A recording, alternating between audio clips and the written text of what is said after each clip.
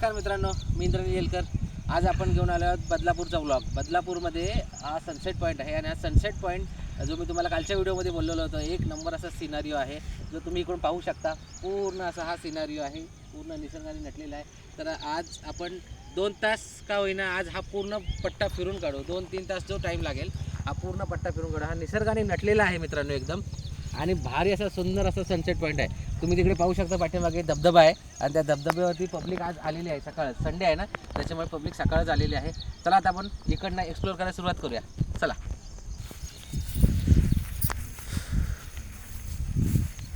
पाहू शकता मित्रांनो, निसर्ग एक नंबर. पूर्ण डोंगर धुक्यामध्ये व्यापलेला आहे.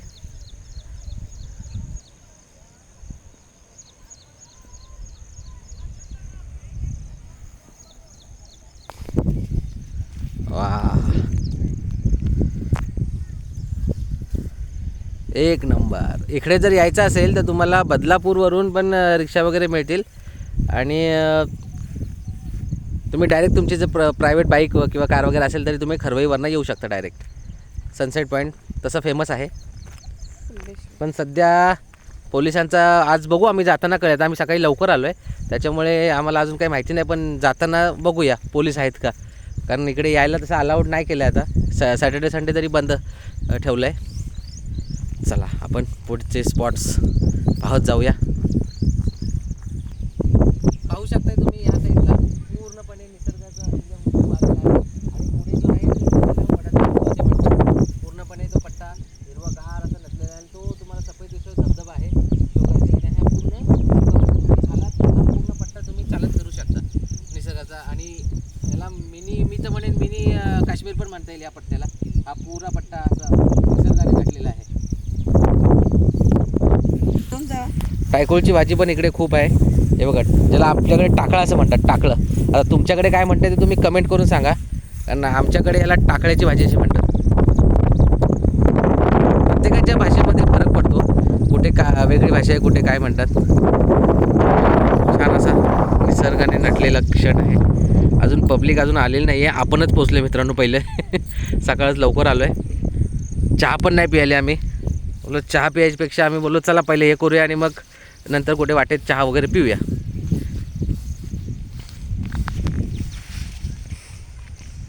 चला तर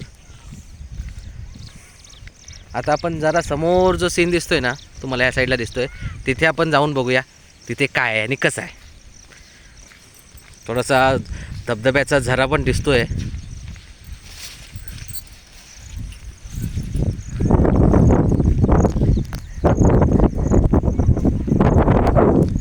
तर अशा ठिकाणी येताना मित्रांनो सावकाश चालायचं. अशा दगड असतात आणि आपल्याला अनुभव नसतो, त्यामुळे थोडासा रस्ता थोडासा हे असतो ना, पायवाट, पण छान आहे. हळूहळू चालत यावे. पहा, इथून आपल्याला शेती दिसते. शेती नांगरलेली आहे मस्त. म्हणजे आता भात लावणी, भात शेतीचे शेड्यूल चालू आहे.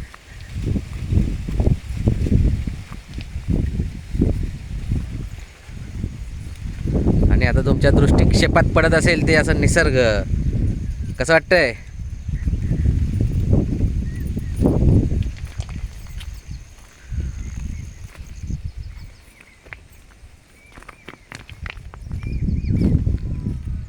हे बघा, धबधब्यावर लोक एन्जॉय करतायत, त्याचा आवाज इथे येतोय आपल्याला.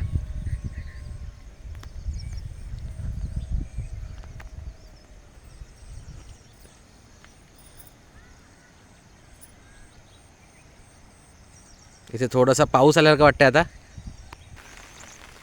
आणि थोडासा पाऊस आलेला आहे मित्रांनो. पण पावसात पण आपण ब्लॉग बनवू शकतो. आपण हळूहळू आता खाली उतरतोय, त्या शेतात जाऊन येतोय जरा तिकडे, कारण तिथून जो सिनारिओ आहे तो अजून वेगळा आहे. आपल्याला जायचं आहे तिकडे त्या साईडला, तो जो हिरवागार टापूर आहे तिकडे जायचं आहे. पाऊस, आज सूर्य,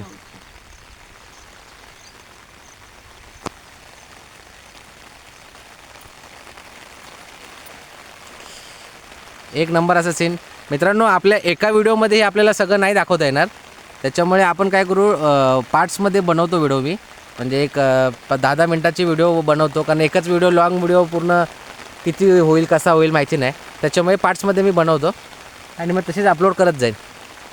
आता आपण चालूया पुढे. थोडा पाऊस आला म्हणून थोडं आपण झाडाखाली थांबलो आहे आणि थोड्या झाडाखाली थांबलो आहे पाऊस आला आहे म्हणून. आणि मग आपण बघूया. हे बघा माझ्या मागे बघा तुम्ही, कसा खतरनाक सिनारिओ आहे.